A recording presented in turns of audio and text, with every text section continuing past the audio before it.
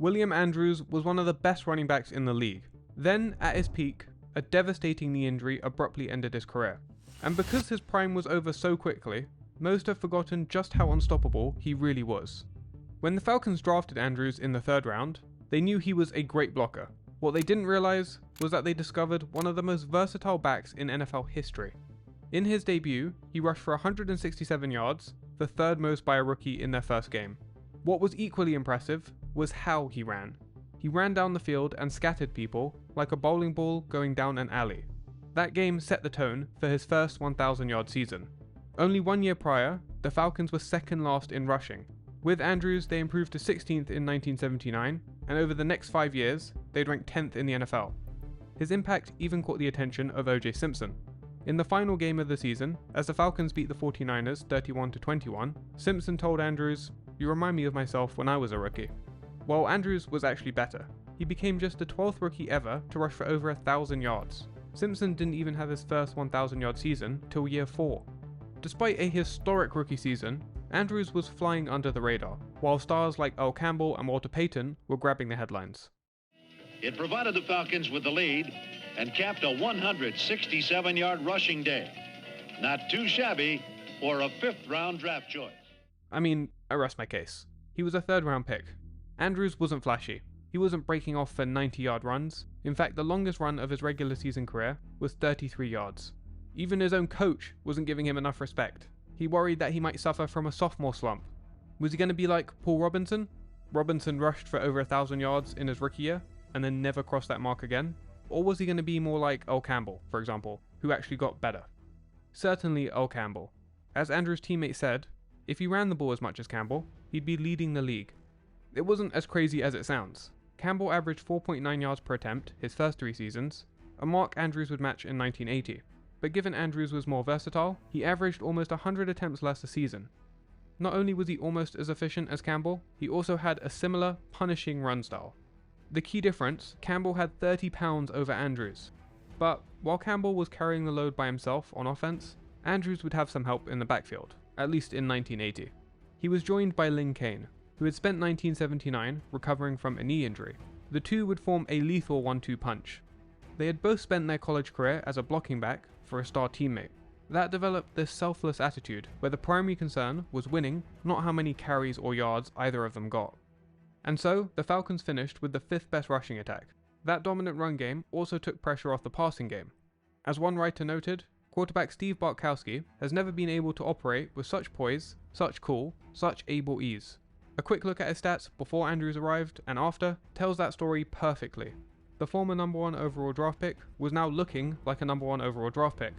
With that, the Falcons finished 12-4, a franchise best, and won their first division title. Then in the divisional round, against the Cowboys, the Falcons were up 27-17 with just 6 minutes left.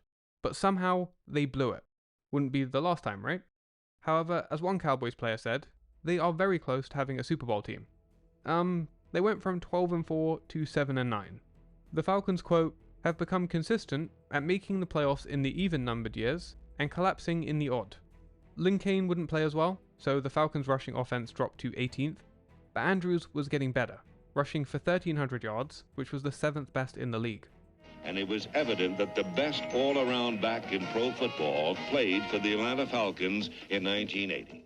In the words of John Madden, if I were starting a team from scratch, I'd start it with William Andrews.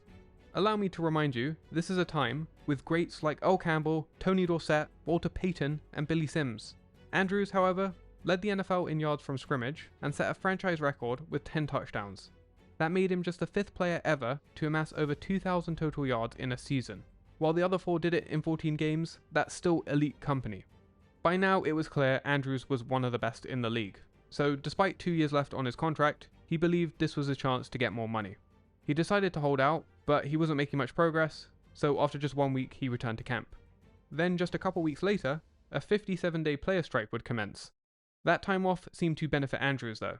He posted a season-high 119 rushing yards, as well as 88 receiving yards in his first game back after the strike. Fast forward a couple weeks, and the Falcons are trailing 20-14 against the Broncos on 3rd and 16. Andrews caught a pass in the flat, and well... To the side, Andrews, look at him work! Look at him go! He has only one man to beat. Wright gets blocked out of the play. Andrews is going to score. Not only did that play leave Steve Wilson with a pinched nerve, it sparked a 20-point run by the Falcons, propelling them to a 34-20 lead until late in the game. But Andrews would also run over some of the league's most feared players. 2 weeks later, they were facing the 49ers, where Ronnie Lott and Andrews would face off. But instead of Lott delivering the hardest hit of his career, he was on the receiving end of it. I ran 10 yards straight at him, as hard as I could. He didn't see me. The whole time I was saying to myself, this is it. Then, boom. I slid off him like butter. Andrews had powered his way into the history books. Only 8 players in NFL history have started their careers with 5 consecutive 1,000-yard seasons. Andrews was on pace to join them, but the player strike cut the season short, which kept him off this list. The Falcons, again, fell flat in the playoffs. As that writer said, they collapsed in the odd-numbered years. Andrews, on the other hand, was hitting his prime. He had rushed for almost 1,600 yards, a career best, and finished with almost 2,200 total yards, the second best in the league. That then made him just the second running back ever to have 2 2,000-yard scrimmage seasons.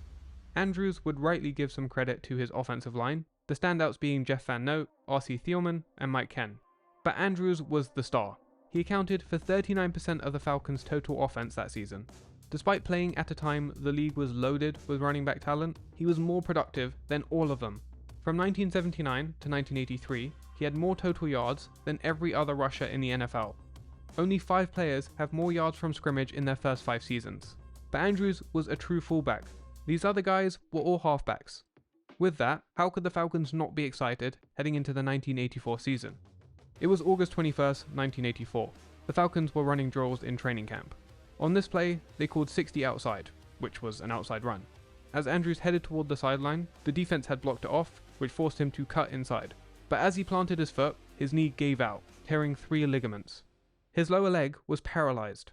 Doctors told him he may never walk again. Andrews wasn't convinced, and through hard work, persistence, and faith, he made a recovery, even returning to the NFL 2 years later. While he would only get a handful of attempts, and was mainly used as a blocker, the fact he even made a comeback was phenomenal. But after just 1 season, he had to retire.